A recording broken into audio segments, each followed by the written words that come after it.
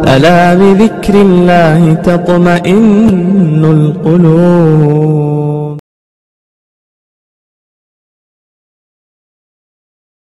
أعوذ بالله السميع العليم من الشيطان الرجيم. بسم الله الرحمن الرحيم. الحاقة ما الحاقة وما أدراك ما الحاقة كذبت ثمود وعاد بالقارعة فأما ثمود فأهلكوا بالطاغية وأما عاد فأهلكوا بريح صرصر عاتية. صدق الله مولانا العظيم وصدق رسوله النبي الكريم وعلى آله وأصحابه وأزواجه وذرياته وأهل بيته أجمعين والحمد لله رب العالمین. قبر کے چوکٹے خالی ہیں انہیں مت بھولو، قبر کے چوکٹے خالی ہیں انہیں مت بھولو، جانے کب کون سی تصویر لگا دی جائے.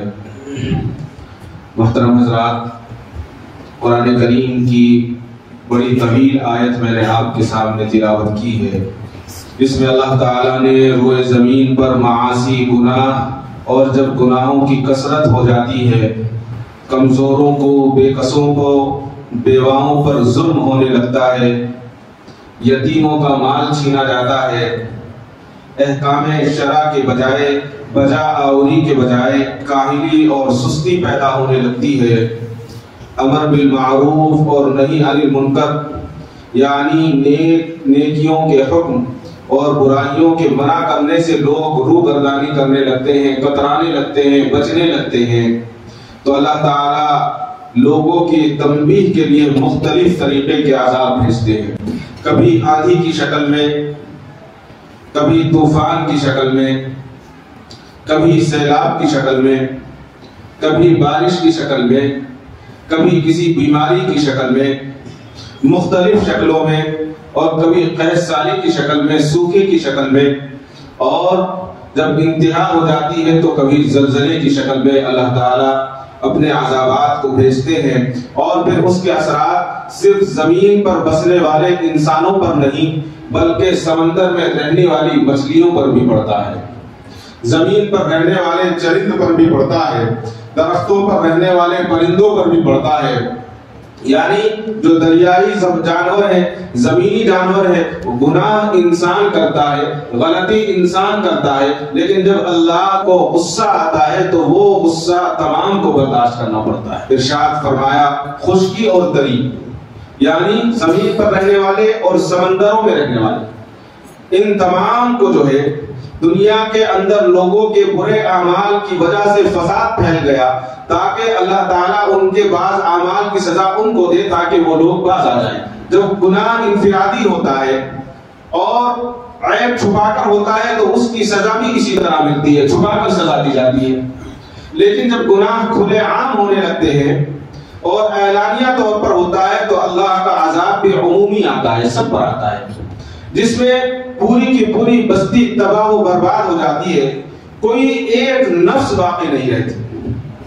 مگر اللہ جس کو چاہتے ہیں اس کو بستی سے باہر کر دیتے ہیں یا اس کی حفاظت فرما لیتے ہیں.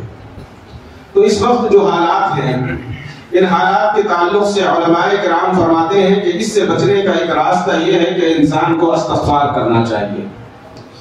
جتنا زیادہ استغفار کرے گا اور اللہ سے ڈرے گا اور اللہ سے لو لگائے گا، اللہ تعالیٰ اس کے لیے اتنی آسانیاں پیدا فرمائیں. اللہ سے لو لگانا کیسا ہے؟ یعنی اللہ سے اپنے دل کو لگا لیا جائے. جب اللہ سے دل کو لگا لیا جاتا ہے تو وہ بندہ ولی بن جاتا ہے، اللہ اس کو اپنا دوست بنا لیتے ہیں. حضرت شاہ اسماعیل شہید رحمت اللہ علیہ ایک دفعہ اپنے شیخ سید احمد شہید رحمت اللہ علیہ سے ملنے کے لیے گئے، ملاقات کے لیے گئے اور ملاقات کی. حضرت سید احمد شہید صاحب رحمت اللہ علیہ اپنے مرید حضرت شاہ اسماعیل سے بڑے خوش تھے، اور جب انسان کو کسی سے خوشی ملتی ہے تو اس کے لیے دعائیں بھی نکلتی ہیں اور اس کے لیے انسان کچھ بھی کرنے کے لیے تیار ہو جاتا ہے. تو حضرت شیخ سید احمد شہید نے سید شاہ اسماعیل شہید رحمت اللہ علیہ سے پوچھا کہ شہزادہ میاں کیا چاہتے ہیں، وہ کیسے ہو؟ تو آج کا زمانہ ہوتا تو کوئی سونا اور چاندی مانگتا، کوئی اور اپنی دنیاوی طلب کرتا، کوئی کاروبار کی بات کرتا، کوئی اپنے گھر بار کی بات کرتا، رشتہ داروں کی بات کرتا.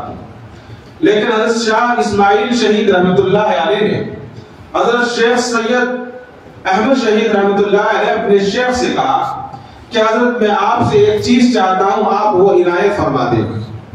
کہا کہ کہو کیا چاہتے ہو؟ تو حضرت شاہ اسماعیل شہید نے کہا کہ حضرت مجھے صحابہ جیسی نماز پڑھا دیجیے گا. میں اور آپ ہوتے تو کیا مانگتے؟ دنیا کی ساری پریشانیاں، ساری تکالیف ایک مرتبہ میں رکھ دیتے کہ یہ تکلیفیں دور ہو جائیں، یہ راحتیں مل جائیں. لیکن بڑے آدمی کی بڑی بات ہوتی ہے. حضرت شاہ اسماعیل نے عرض کیا کہ حضرت مجھے صحابہ جیسی 2 رکعت نماز پڑھا دیں. حضرت نے کہا کہ اچھا. خاموش ہو گئے، کوئی جواب نہیں دیا. کہا کہ ٹھیک ہے بتائیں گے. رات ہوئی، سو گئے.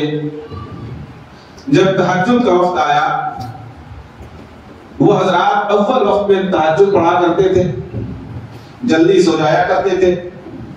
تو جب وہ اٹھے تو حضرت نے پوچھا کہ شہزادے میاں اٹھ گئے ہو؟ تو کہا کہ جی حضرت میں اٹھ گیا ہوں. کہا کہ جاؤ اللہ کے لیے وضو کر کے آؤ. حضرت شاہ اسماعیل شہید فرماتے ہیں کہ حضرت کا یہ جملہ کہ اللہ کے لیے کر کے آؤ، وضو تو کرتے ہی ہیں ہم، نماز سے پہلے کرتے ہیں، لیکن ہمارے ذہنوں میں ایک بات یہ ہوتی ہے کہ وضو کرنا ہے اور نماز پڑھنا ہے بس. لیکن اللہ والے کس طرح سے محبت پیدا کرتے ہیں. حضرت شاہ اسماعیل شہید رحمت اللہ علیہ کو فرمایا کہ جاؤ اللہ کے لیے وضو کر کے آؤ. تو حضرت شاہ اسماعیل شہید رحمت اللہ علیہ کے دل میں اس وضو کا ایک وضو کے لیے محبت پیدا ہوئی، اور ایسی محبت پیدا ہوئی کہ آپ نے اتنے خشوع اور خضوع کے ساتھ وضو فرمایا. اور فرماتے ہیں کہ اس سے پہلے کبھی اتنے خشوع سے وضو نہیں کیا تھا کہ یہ وضو جو میں کر رہا ہوں یہ میں اللہ کے لیے کر رہا ہوں. وضو تو ہم کرتے ہی ہیں. انہوں نے وضو کر لیا. وضو کرتے کرتے نماز کی ایسی محبت پیدا ہوئی دل کے اندر. کہا کہ حضرت وضو کر لیا ہے. کہا کہ اچھا.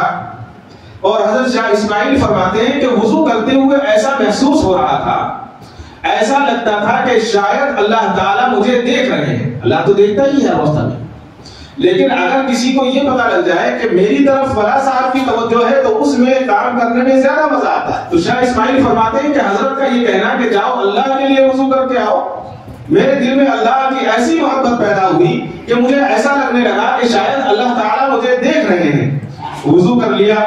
وضو کرتے کرتے شاہ اسماعیل شہید کے دل پر رقت طاری ہو گئی، اور دل اتنا نرم ہو گیا کہ آنکھوں سے آنسو جاری ہو گئے، اور ہاتھ اور پیر تو صاف کیے ہی تھے، دل بھی صاف ہونا شروع ہو گیا. مسجد حضرت کی خدمت میں پہنچے. حضرت نے کہا کہ وضو کر لیا ہے؟ فرمانے لگے کہ جی حضرت میں نے وضو کر لیا ہے. کہا کہ تو ٹھیک ہے اللہ کے لیے 2 رکعت نماز کی نیت مان لو. حضرت شاہ اسماعیل شہید رحمت اللہ علیہ نے 2 رکعت کے لیے نماز کی نیت مان لی. اب 2 رکعت نماز بڑے خشوع و خضوع کے ساتھ پڑھی. جب سلام پھیرا، سلام پھیرنے کے بعد دل کو اطمینان نہیں ہوا اور وہ محبت بڑھتی چلی گئی. پھر کھڑے ہوئے اور پھر 2 رکعت کے لیے رکعت باندھ لی. پھر 2 رکعت ختم ہوئی تو پھر اسی طرح سے 2 رکعت کے لیے نماز کے لیے نیت باندھ لی. فرماتے ہیں کہ اس طرح سے 100 رکعت نماز پڑھ لی اور دل پر اور پیروں پر کوئی بوجھ نہیں پڑا، کوئی تکلیف نہیں ہوئی، بلکہ وہ دل میں آگ جلتی چلی گئی، وہ محبت بڑھتی چلی گئی. اور میں نے 2 رکعت نماز 2 رکعت کرتے کرتے پوری رکعت میں نے نماز 100 رکعت نماز پڑھ لی. تو آپ نے فرمایا کہ صحابہ کی رکعت، حضرت شیخ نے فرمایا شیخ سید احمد شہید رحمت اللہ علیہ نے کہ شہزادے میاں صحابہ کی رکعت، صحابہ کی نماز ایسی ہی ہوا کرتی تھی. یعنی جب وہ استغفار کے ساتھ اور دل جمی کے ساتھ نماز پڑھتے تھے تو اللہ تعالیٰ ان کو اس طرح عطا فرماتے تھے.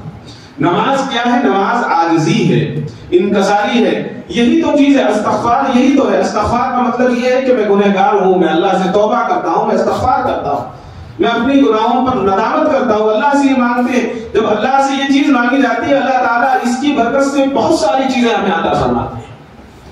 اور خصوصاً اطمینان قلب، اور اطمینان قلب کے ساتھ ساتھ جو دعا مانگا جاتی ہے اللہ تعالیٰ اس دعا کو پورا فرماتے ہیں. بڑا عجیب واقعہ لکھا ہے. حضرت امام احمد ابن حنبل رحمت اللہ علیہ ایک مرتبہ سفر پر تشریف لے گئے.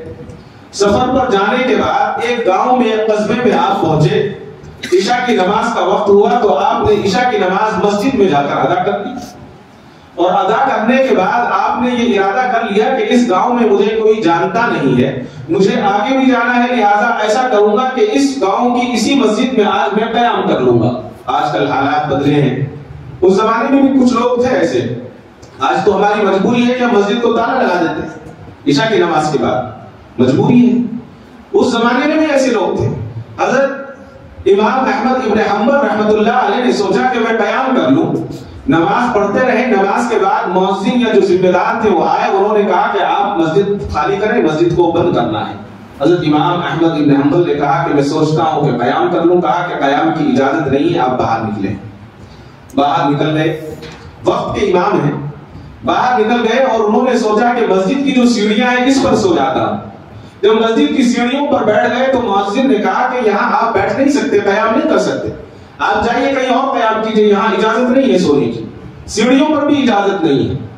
حضرت امام احمد ابن حنبل بڑے پریشان کہ رات کی تاریکی, ایسا زمانہ تو تھا نہیں جو آج لائٹ کا زمانہ ہے, کہ کہاں جاؤں. تو یہ ابھی سوچ رہے ہیں تو مسجد کے سامنے ایک روٹی بنانے والا پکاتی تھا جو تندور میں روٹی لگایا کرتا تھا. تو وہ یہ سارا کا سارا منظر دیکھ رہا تھا کہ ایک مسافر آدمی ہے, اس کو مسجد میں لیٹنے کی اجازت نہیں ہے, اس کے بعد مسجد کے باہر بھی اس کو لیٹنے کی اجازت نہیں ہے. تو وہ خاموشی کے ساتھ آیا اور اس نان بھائی پکاتی نے حضرت سے کہا کہ آپ مجھے مسافر لگتے ہیں, ایسا کریں کہ آپ میرے گھر چلیں اور میرے گھر آرام کر لیں, صبح میں چلے جانا. حضرت امام احمد ابن حنبل نے کہا کہ ٹھیک ہے, چلے گئے. جانے کے بعد لیٹ گئے. جب تہجد کا وقت آیا تو آپ نے دیکھا کہ وہ باورچی وہ پکاتی مستقل استغفار کی تسبیح پڑھ رہا ہے, استغفر اللہ کی تسبیح پڑھ رہا ہے اور دعائیں کر رہا ہے.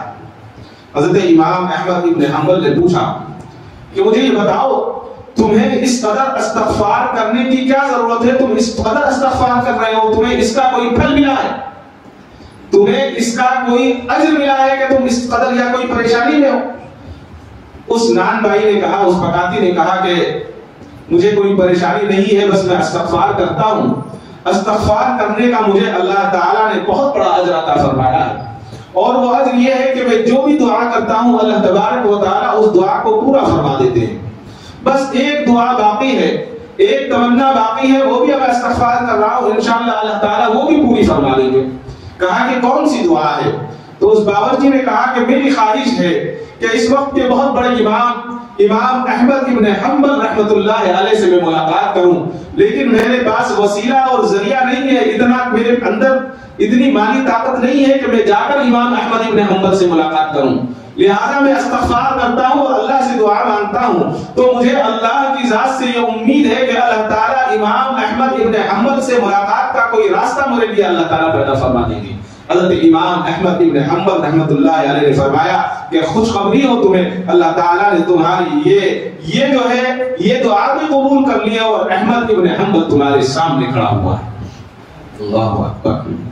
جب انسان اللہ سے استغفار کرتا ہے تو اللہ تعالیٰ اس طرح سے اس کی دعاؤں کو قبول کرتے ہیں, اور جب انسان اللہ سے مانگتا ہے تو اللہ کو خوشی ہوتی ہے, اور جب انسان اللہ سے مانگتا نہیں ہے تو اللہ ناراض ہوتے ہیں. اگر میں کسی سے ایک مرتبہ 100 روپے 200 1000 2000 اپنی طاقت کے مطابق مانگوں, دے دے گا, 2 مرتبہ دے دے گا, تیسری مرتبہ مانگوں تو مجھے جھٹکائے دے گا اور میں اس کی نظر میں چھوٹا ہو جاؤں گا, گرا ہوا ہو جاؤں گا. لیکن اللہ تعالیٰ سے جتنا انسان مانگتا ہے اللہ تعالیٰ اسے کتنا عطا فرماتے ہیں. اور جو اللہ سے مانگتا ہے تو اس کے لیے شیطان بھی ہے, شیطان اس کے قلوب کو جو ہے جکڑتا ہے, اس کو بہکانے کی کوشش کرتا ہے, اور انسان جتنا اس سے چھٹ کر مانگتا ہے اس سے اپنا جان چھڑا لیتا ہے, اللہ تعالیٰ اس کے انعامات اس کے لیے اور زیادہ عطا فرماتے ہیں. امام غزالی رحمۃ اللہ علیہ نے بیان کیا ہے کہ حضرت یحییٰ علیہ السلام ایک مرتبہ دیکھا کہ شیطان کہ وہ کچھ اٹھائے ہوئے جا رہا ہے, کچھ وزن ہے اس کے پاس اور لے کر جا رہا ہے. حضرت یحییٰ علیہ السلام نے شیطان سے پوچھا یہ کیا ہے, کیا لے کر جا رہا ہے؟ تو شیطان نے کہا اس میں خواہشات کے پھندے ہیں, لوگوں کی خواہشات کے پھندے ہیں, جو مجھے فلاں چیز چاہیے, مجھے فلاں چیز چاہیے, جیسی جیسی خواہشات ہوتی ہیں انسان, اور اس میں لوگوں کو پھنساتا ہوں. تو حضرت یحییٰ علیہ السلام نے پوچھا کہ یہ بتاؤ اس میں میرے لیے بھی کوئی بندہ ہے؟ کون پوچھ رہے ہیں؟ یہ اللہ کے نبی پوچھ رہے ہیں، کوئی عام آدمی نہیں۔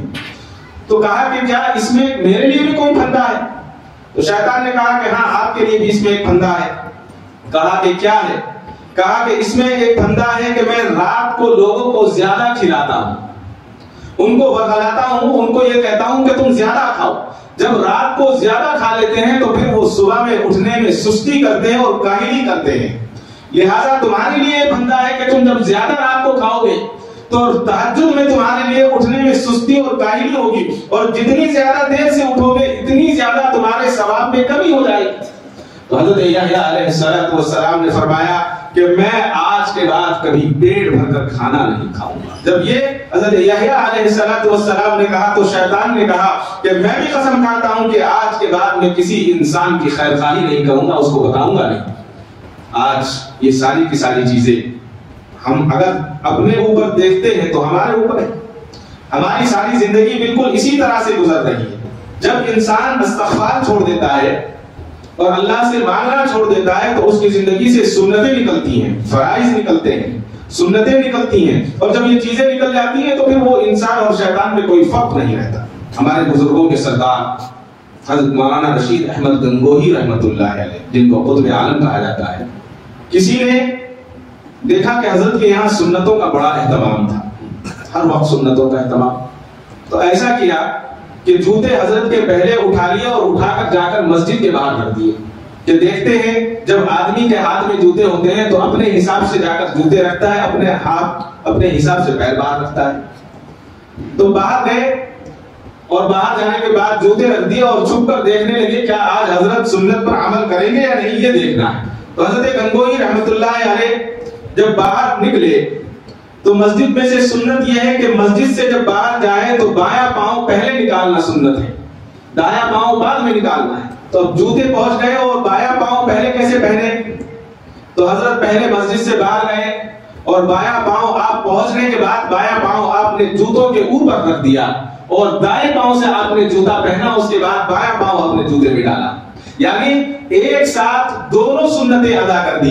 آدمی تو آپ کا امتحان لے رہے تھے اور دیکھ رہے تھے کیا یہ سنتوں پر عمل کرتے ہیں یا نہیں کرتے، لیکن جب انسان عمل کرنے کا عادی ہو جاتا ہے، اگر اچانک بھی اس کے ساتھ کوئی عمل ایسا ہو جائے، اس کو مجبور کیا جائے، تو اللہ تعالیٰ اس کے دل میں ایسی بات عطا فرماتے ہیں کہ وہ شیطان کی بات کو چھوڑ کر رحمان کی بات کو کرتا ہے اور اللہ تعالیٰ اپنے حکموں پر اس سے عمل کروا لیتے ہیں۔ ایک شخص حضرت گنگوہی رحمۃ اللہ علیہ کے پاس آیا۔ آج اس معاملہ یہ ہے کہ اگر کوئی کسی سے مرید ہو جائے، کوئی کسی سے عقیدت رکھے تو اس کی کرامتیں بیان کرنے لگتا ہے اور آدمی یہ چاہتا ہے کہ اس کی کرامتیں دیکھنے کو ملے۔ آج کرامتوں کا زمانہ نہیں ہے، یہ جو سائنس ہے، یہ اتنے سارا چیز اور کیا چاہیے۔ آج کرامتوں کا زمانہ ختم ہو گیا ہے۔ وہ بڑے اللہ والے تھے، بڑے بزرگ تھے۔ تو حضرت گنگوہی رحمۃ اللہ علیہ کے پاس ایک شخص آیا اور 4-5 مہینے تک آپ کی خدمت میں رہا، خدمت کرتا رہا، اور اس کے بعد جانے لگا اور کہا کہ حضرت میں تو کچھ سوچ کر آیا تھا لیکن آپ کے پاس کچھ ملا نہیں ہے۔ حضرت نے کہا کیا سوچ کر آئے تھے؟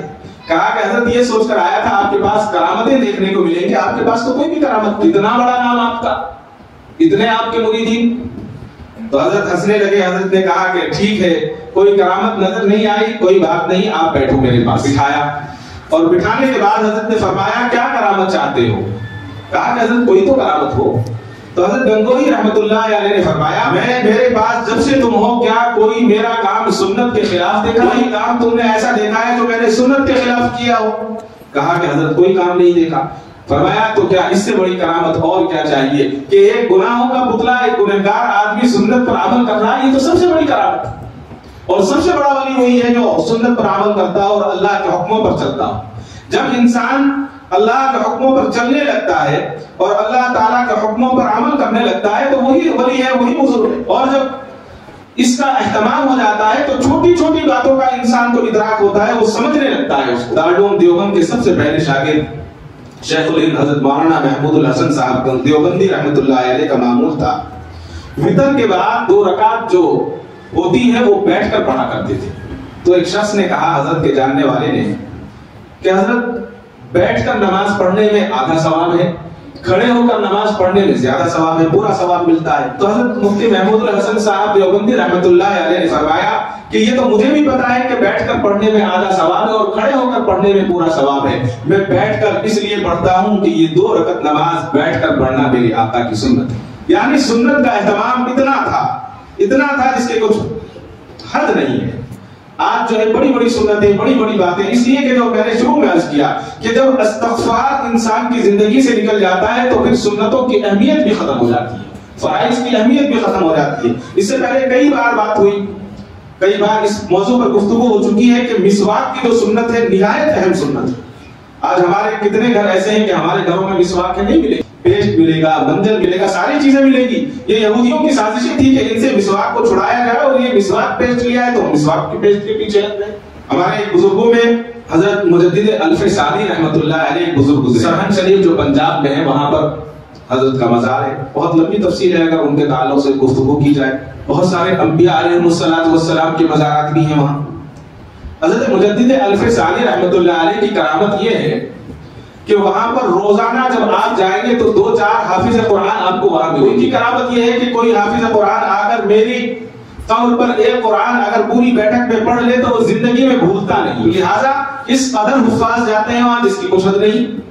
اور وہاں جو عرس ہوتا ہے، سال میں 3 دن کا عرس ہوتا ہے حضرت مجدد الف ثانی رحمۃ اللہ علیہ کے مزار پر۔ عرس کی بھی بڑی عجیب وہاں تاریخ ہے۔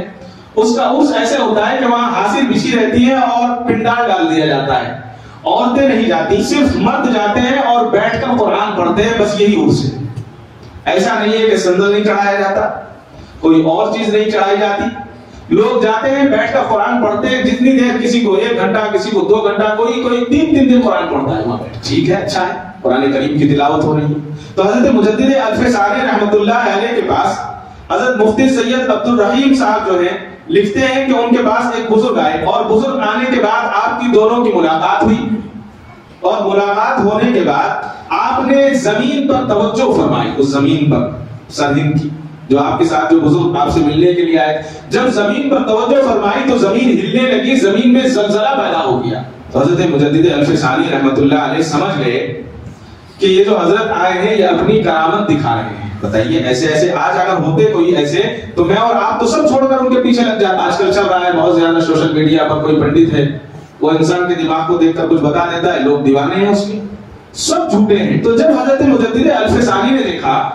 کہ انہوں نے زمین پر توجہ ڈالی اور زمین ہلنے لگی ہے، تو مجدد الف ثانی رحمۃ اللہ علیہ نے اپنے خادم سے کہا کہ ذرا جاؤ اور مسواک لے کر آؤ۔ حضرت کا خادم لے کر آیا، حضرت نے اس مسواک کو لیا اور اس مسواک کو زمین پر رکھ دیا۔ جیسے ہی زمین پر رکھا تو وہ زلزلہ بند ہو گیا۔ عجیب بات ہے، ایک طرف توجہ ڈالنے سے زمین ہلنے لگی، دوسری طرف مجدد الف ثانی رحمۃ اللہ علیہ نے مسواک رکھی اور زلزلے کی کیفیت بند ہو گئی۔ حضرت مجدد الف ثانی رحمۃ اللہ علیہ نے فرمایا کہ بھائی دیکھیے یہ آپ کی کرامت تھی کہ آپ نے توجہ دی تو زمین ہلنے لگی۔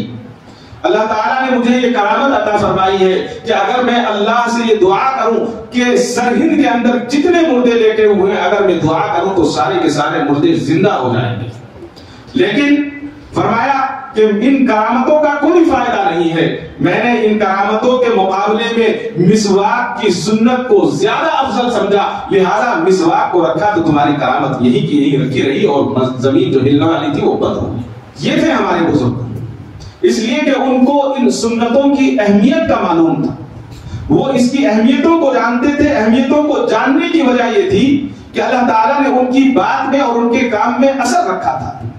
حضرت مجدد الف ثانی رحمۃ اللہ علیہ کے تعلق سے آتا ہے کہ سخت بیمار ہو گئے، بے ہوشی کا عالم ہے، پیشاب ثابت ہو گیا، پیشاب نکل گیا، دوسرا تہمت بدلا، تہمت بدلنے کے ساتھ پاک کیا، صاف کرنے کے بعد آپ کا پاجامہ جو ہے جب نکالنے لگے تو آپ کے خادم جو ہے پاجامہ سیدھے پیر کا جو ہے نکال رہے ہیں، لیکن وہ پیر کو موڑ لیتے ہیں، پاجامہ نہیں نکالنے دیتے۔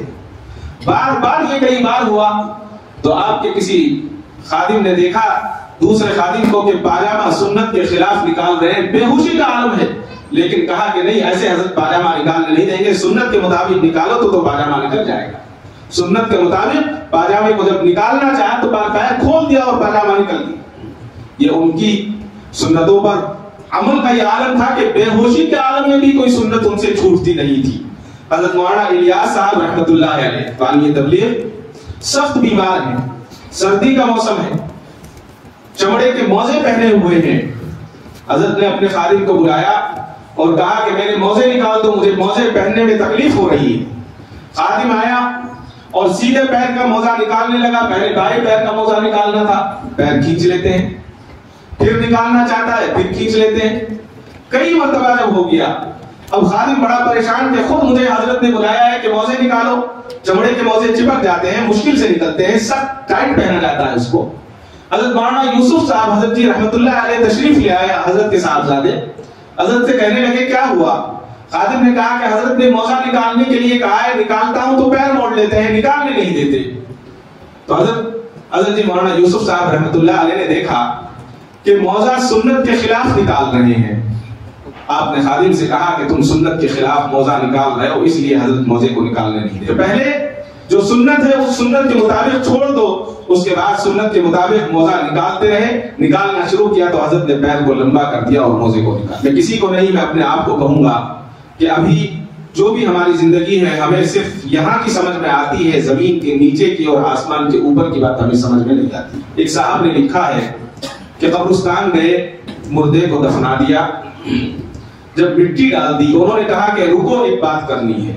سب رک گئے. کوئی خاص بات ہوگی، میت کی کوئی وصیت ہوگی یا کوئی بات. انہوں نے کہا کہ جتنے لوگ یہاں کھڑے ہوئے ہیں میں ایک بات پوچھنا چاہتا، اگر یہ زندہ ہو جائے تو یہ کیا کرے گا؟ تو کسی نے کہا کہ یہ نماز پڑھنے لگے گا، کسی نے کہا کہ یہ روزہ رکھنے لگے گا، کسی نے کہا کہ قرآن کی تلاوت کرے گا. سب نے اپنی اپنی باتیں، جتنے لوگ تھے، اس لیے کہ قبرستان میں سب سے زیادہ مفتی آپ کو نظر آتے ہیں. خاص طور سے میت کو جب لٹانے کا وقت آتا ہے ہر آدمی مسئلے بیان کرتا ہے وہاں پر. سب نے اپنے اپنے اظہار خیال کیا کہ ایسا کرے گا ایسا کرے گا. تو انہوں نے کہا کیا یہ ہو سکتا ہے کہ زندہ ہو سکتا ہے؟ کہا کہ زندہ نہیں ہو سکتا، یہ بھی ہمیں یقین ہے. کہا کہ صرف 4 فٹ کا فرق ہے. یہ 4 فٹ زمین میں جانے کے بعد سب کی رائے بدل گئی ہے کہ اگر اس کو دوبارہ زندگی مل گئی تو یہ نماز بھی پڑھے گا، اللہ کو یاد بھی کرے گا، روزے بھی رکھے گا، سارے کام کرے گا. اور ہم 4 فٹ زمین سے اوپر ہیں، ہم کیوں نہیں یہ کام کر لیتے؟ جب ہمیں ابھی وقت دیا گیا ہے تو ہمیں یہ کام کر لینا چاہیے، ہمارے پاس وقت ہے. اگر اب ہم نہیں کریں گے تو جانے کے بعد ہم بھی نہیں کر سکتے جیسے یہ نہیں کر سکتا. لکھا ہے کہ جتنے لوگ تھے تمام کے تمام کی کب کبھی بنتے، تمام کے تمام کے آنکھوں سے آنسو جاری ہو گئے. سب نے کہا کہ سچ کہا ہے کہ زمین میں جانے کے بعد ہم کچھ نہیں کر سکتے. ابھی موقع ہے ہمارے پاس کہ ہم استغفار کریں، اور جب ہم استغفار کریں گے تو اللہ تعالیٰ اس کی برکت سے بہت ساری چیزیں ہمیں عطا فرمائیں گے، عنایت فرمائیں گے. جیسا کہ میں نے قرآن کریم کی طویل آیت آپ حضرات کے سامنے تلاوت کی. اس وقت جو حالات ہیں پوری دنیا کے حالات ہیں، آج کئی ملک تباہ ہو گئے ہیں. ترکی ہے، لبنان ہے، شام ہے اور اس کے آس پاس کی جگہ ہے. آج ہم لوگ عبرت حاصل نہیں کر رہے ہیں. ویڈیو ایک دوسرے کو بھیجتے ہیں، دیکھو بچہ کیسے بچ گیا، ماں کیسے بچ گئی. ارے بچانے والا تو اللہ ہے، مارنے والا اللہ ہے. ہم اس سے عبرت حاصل کریں. ہمیں یہ دیکھ کر خوش ہونا نہیں ہے کہ یہ کیسے ہو گیا، بلڈنگیں کیسے تہس نہس ہوئی، سب دیکھ رہے ہیں. 1700 بلڈنگیں بتا رہے ہیں، کوئی 20,000 بتا رہا ہے، کوئی 40,000 بتا رہا ہے. کتنی ہزار اموات ہو گئی. یہ طوفان، یہ آندھیاں، یہ سب اللہ تبارک و تعالیٰ جو ہے ایسے نہیں بھیجتے ہیں. اللہ تبارک و تعالیٰ کا جب غصہ آتا ہے اور غضب آتا ہے تو اللہ تبارک و تعالیٰ یہ آندھیاں بھیجتے. ایک مرتبہ حضرت سیدنا موسیٰ علیہ السلام نے اللہ سے پوچھا، اے پروردگار پوری بستی میں 2 آدمی غلط کام کرتے ہیں، 2 آدمی گناہ کرتے ہیں. توجہ کی ضرورت ہے. پوری بستی میں 2 آدمی غلط کام کرتے ہیں اور آپ پوری بستی کو تباہ کر دیتے ہیں، پوری بستی کو برباد کر دیتے ہیں. اللہ نے فرمایا کہ ہاں تمہیں میں بتاؤں گا، جواب دوں گا، سمجھاؤں گا تمہیں اس کی وجہ. کچھ دن گزرنے کے بعد حضرت سیدنا موسیٰ علیہ السلام سفر میں جا رہے تھے، گزر رہے تھے. تیز دھوپ ہے، ایک درخت ملا، سایہ دار درخت، بہترین چھاؤں تھی. اس درخت کے نیچے سیدنا موسیٰ علیہ السلام لیٹ گئے آرام کرنے کے لیے. لیٹے، نیند آ گئی، بہترین نیند ہے، ٹھنڈی ہوا لگ رہی ہے، چاروں طرف دھوپ ہے. اتنے میں ایک چیونٹی آئی، سیدنا موسیٰ علیہ السلام کی اس چیونٹی نے کاٹ لیا. آنکھ کھل گئی. ایک چیونٹی نے کاٹا، کھجایا، جس نے کاٹا دیکھا کہ چیونٹی نے کاٹا ہے، اٹھ کے بیٹھ گئے. چاروں طرف دیکھا، ایک جگہ بہت ساری چیونٹیاں تھی تو ان کا بل تھا، غصے میں اٹھے، جوتا اٹھایا، جوتے سے ساری کی ساری چیونٹیوں کو مل دیا اور مار دیا۔ کیا ساری چیونٹیوں نے کاٹا تھا؟ کاٹا ایک چیونٹی نے تھا، غصے میں مارا سب کو ہے۔ اللہ تعالیٰ نے پوچھا اے میرے بندے موسیٰ تجھے ایک چیونٹی نے کاٹا، تو نے ساری چیونٹیوں کو مار دیا، یہ کیا کیا؟ کہا کہ اللہ مجھے بڑا غصہ آیا، میں نیند میں تھا، میٹھی نیند سو رہا تھا، چیونٹی نے کاٹ لیا، اس لیے غصے میں اٹھا، جوتا لے کر ساری چیونٹیوں کو مار دیا۔ اللہ نے کہا موسیٰ تیرے غصے سے زیادہ میرا غضب ہے۔ مثال سمجھ میں آتی ہے؟ بستی میں ایک آدمی گناہ کرتا ہے اور اس کی گناہوں کا کفارہ سب کو دینا پڑتا ہے۔ اسی کو قرآن کریم نے اللہ تعالیٰ نے نقشہ کھینچا ہے، یا ایھا الناس اتقوا ربکم ان زلزلۃ الساعۃ شیء عظیم۔ اے انسانوں تم اللہ سے ڈرو اور اس دن سے ڈرو جس دن اللہ تعالیٰ پوری زمین کو ہلا دیں گے۔ زلزلہ آئے گا، زمین کے ٹکڑے ٹکڑے ہو جائیں گے۔ 18 سال پہلے پاکستان میں زلزلہ آیا تھا، پوری دنیا نے مدد کی، اسپیڈ 125 کلومیٹر کی رفتار سے۔ 18 سال ہو گئے ہیں، اس زلزلے کے نقصان کو ابھی تک پورا نہیں کر سکے ہیں۔ اور یہ جو پرسوں زلزلہ آیا ہے 4 دن پہلے، 180 پر 5 کلومیٹر کی اسپیڈ سے آیا ہے، تو اندازہ لگائیے کتنا بڑا نقصان، کتنی بڑی تباہی ہے۔ جیسا کہ میں نے شروع میں عرض کیا، قرآن کی آیت میں نے پڑھی، جب انسان گناہ چھپ کر کرتا ہے تو اس کی سزا بھی چھپ کر دی جاتی ہے، اور جب گناہ کھلے عام کیے جاتے ہیں تو اس کی سزا بھی کھلے عام ہے۔ آج کیا حالات ہیں؟ بجلی چمک رہی ہے دنیا کے اندر، آگ برس رہی ہے، آسمان پر جو بجلی چمکتی ہے، اس بجلی چمکنے کے تعلق سے سائنسدان یہ کہتے ہیں کہ 1 سیکنڈ کے 100 سیکنڈ بنائے جائیں۔ ہم بنا سکتے ہیں؟ اندازہ ہی نہیں ہو سکتا۔ 1 سیکنڈ کے 100 سیکنڈ بنائے جائیں، اس 100 میں سے 1 سیکنڈ کو زمین پر بجلی آ کر جو جاتی ہے بس اتنا ہی وقت لیتی ہے، اس سے زیادہ نہیں لیتی۔ اور اگر ایک مرتبہ دنیا کی زمین پر وہ بجلی آ جاتی ہے تو قیامت تک کوئی چیز ایسی نہیں کہ اس زمین پر کوئی گھاس اگ سکے، زمین پر گھاس پیدا نہیں ہوتی۔ کتنی سخت وہ بجلی ہے، اس بجلی سے ہمیں ڈرایا جاتا ہے، سمجھایا جاتا ہے، لیکن ہماری بات سمجھ میں نہیں آتی، اس لیے کہ ہمیں 4 فٹ نیچے کا نظر نہیں آ رہا ہے، ہم آسمان کی باتیں سوچتے ہیں۔ ہمیں جو چمکدار چیزیں نظر آتی ہیں ہم کس کے اندر کھوئے ہوئے ہیں، پھیلے ہوئے ہیں۔ جب استغفار انسان کرنا چھوڑ دیتا ہے تو اللہ تعالیٰ اس طرح سے اس کو مبتلا کر کر اس کو سزا دیتے ہیں۔ وقت کافی ہو چکا ہے، آخری بات پر اپنی بات کو ختم کرتا ہوں۔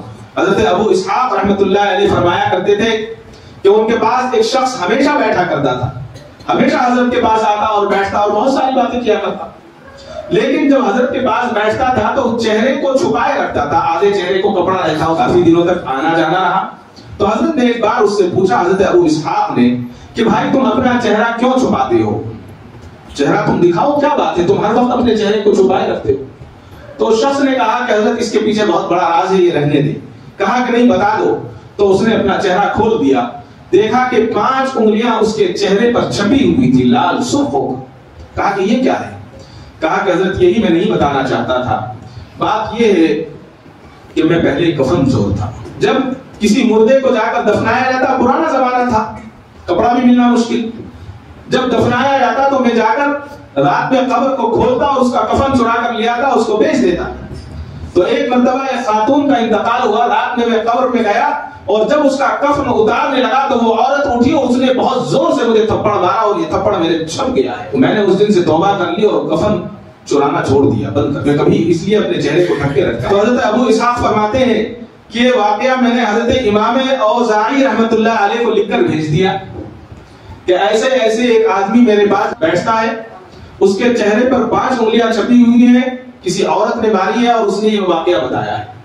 تو حضرت امام اوزاعی رحمۃ اللہ علیہ نے جواب میں انا للہ 3 مرتبہ لکھا، اور لکھ کر یہ لکھا کہ اس سے یہ پوچھو کہ تو نے جب قبر تو کھودا کرتا تھا تو جب میت کو جو دفنایا جاتا ہے قبلے کی طرف رخ کر کے دفنایا جاتا ہے، سچ بتا کہ کتنی میتوں کو قبلے کی طرف دیکھا اور کتنی میتوں کو قبلے کے رخ سے مڑا ہوا دیکھا؟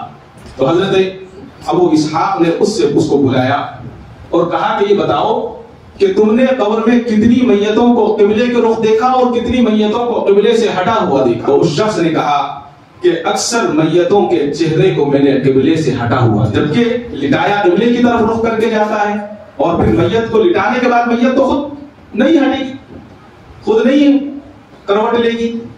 تو حضرت امام اوزاعی رحمۃ اللہ علیہ کو جب انہوں نے جواب لکھ کر بھیجا کہ وہ تو یہ کہہ رہا ہے کہ میت کے رخ جو ہے قبلے سے ہٹا ہوا پایا، قبلے کی طرف کوئی ایک آدھ میت کا رخ ہوتا تھا، تو آپ نے انا للہ پڑھا، اور پڑھنے کے بعد کہا کہ یہ سنتوں کے خلاف عمل کرتے تھے، اس لیے چہرہ قبلے سے ہٹا۔ اور سب سے بڑی سنت یہ ہے، اللہ کے نبی دن میں 70 مرتبہ آپ نے استغفار کا ہمیں سبق دیا ہے، اور فرمایا ہے کہ دن میں کم سے کم 70 مرتبہ استغفار کرنا ہے۔ تو میں اور آپ کے لیے ضروری ہے، ہمارے لیے ضروری ہے کہ اگر ہمیں اس سے بچنا ہے، اس لیے کہ جب اللہ کا عذاب آتا ہے، جیسا کہ میں نے آپ کو حضرت موسیٰ علیہ السلام کا واقعہ سنایا کہ ایک چیونٹی نے کاٹا، ساری چیونٹیوں کو مار دیا، تو پھر یہ نہ دیکھا جاتا کہ کوئی مفتی ہے تو وہ بھی اس میں پیسا جاتا ہے، عالم ہے تو وہ بھی جاتا ہے، ولی ہے تو وہ بھی جاتا ہے، معصوم بچہ ہے تو وہ بھی جاتا ہے، اب حتیٰ کہ سمندر کی مچھلیاں بھی اس انسان کے گناہوں کو بھگتتی ہیں۔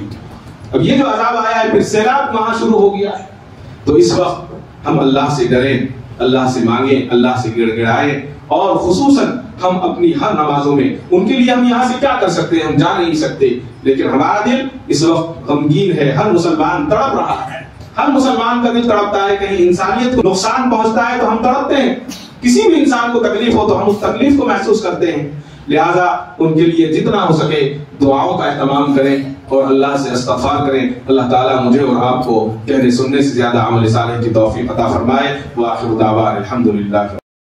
کعبے پہ پڑی جب پہلی نظر، کیا چیز ہے دنیا بھول گیا، کیا چیز ہے دنیا بھول گیا۔